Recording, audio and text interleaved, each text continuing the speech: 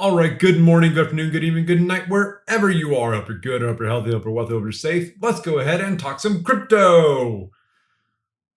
Today is going to be a longer video. I've been trying to keep all these around maybe 3.5 minutes, but I just don't see a way of us getting around it. This is probably closer to 5 minutes. I do apologize. I will try to rush and we'll see how quickly we can get through a lot of this. All right, that being said, so far we've been talking about the history of money and currency and what was used as currency and everything from bones to shells to precious gems, precious metals, all of it was used as currency. We followed up with the trouble of money and the fact that basically, as people have the ability to create money and hold money, it creates power. That power corrupts, and then they start debasing their currency by adding baser metals into their currency. You start mixing 20% tin and with your 80% silver and still calling it 100% silver coin. You can't really do that. We followed it up with inflation and how that is both a good and a bad thing, depending on what's going on. And as long as you have a good economic and fiscal policy, most of the time it's not that bad as long as you keep it down to small percentages. And then we talked about modern currency and basically how in recent years currency has been backed not by an individual, but by a nation. You have national currencies and you have nations that are more aware and paying attention to domestic foreign policy, including fiscal and economic policy. And that brings us today where basically the whole world says, the gold standard. Yeah, it was kind of like that. So 1976, we have the U.S. It's enjoying the 70s. We have the bicentennial. Jimmy Carter beats the incumbent, Gerald R. Ford, in kind of a historic U.S. election, something to be aware of. Also, Jimmy Carter, little fun fact, the oldest president and the longest living president, still alive to this day. Hopefully when this video comes out, that's still true. I think he's 98. We're going to go for 98. The U.S. also in 1976 says, I will no longer use gold standard in reserve, meaning I will not have U.S. dollars directly related to how much gold and silver I have in my possession. Think about this, like you have Fort Knox, and you have, millions of pounds, or at least thousands of pounds, hundreds of thousands of pounds of gold stored in this giant fort with all the protection around it. So you have all this going on, and the U.S. says, you know what, we're going to stop that. Basically, you can no longer take a U.S. dollar in to the bank and get gold or silver back from the bank. Oh, wait, no, I'm sorry, not 1976, 1971. All right, so it's 1971, Nixon is president. Nixon is doing things like granting voting rights to younger voters. Instead of them being 21 to vote, they can now be 18 and vote. You also have astronauts cruising around the moon in their little lunar rover. And that's right, Nixon and Congress decide that's when they're getting the gold standard.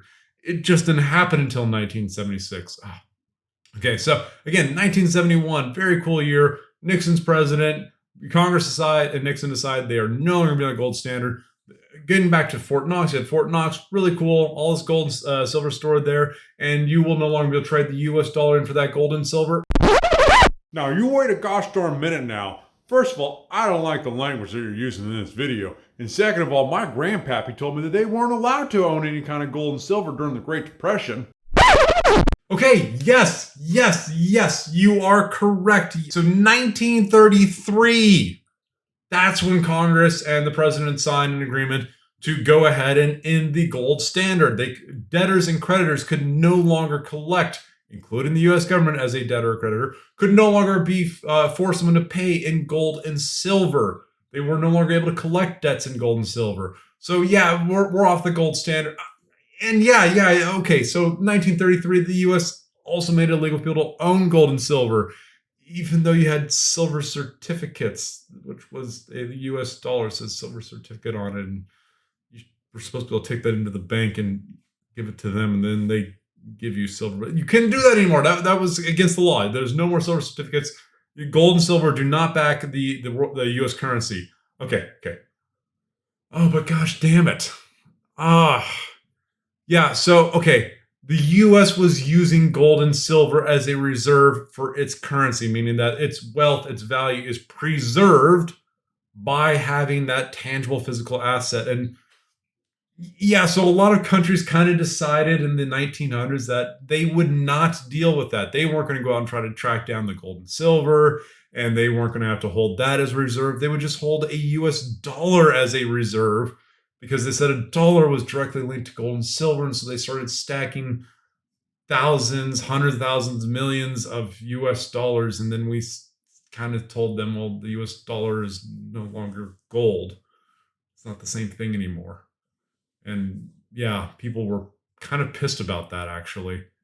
But great news for us as Americans, assuming you're an American. Great news for us. So other nations holding U.S. dollars as the reserve for their currency because it makes sense somehow. Okay. So if I wanted to, as a nation, buy oil from, I don't know, Venezuela, Venezuela wants U.S. dollars, and either my currency has to be linked to the U.S. dollar, even though U.S. dollar is not linked to gold and silver. I have to link my currency to that, or I have to trade my currency for gold and silver, and I can buy oil. But America, since we can just print more dollars, if we need to buy oil from Venezuela, we just print the money, cause inflation. But we use that to buy that stuff, which as the amount of currency inflates, the value of the currency goes down, and that means that the money that's held in reserve by those other nations is, oh, fucking hell. Yeah, that's modern currency. Have a good day.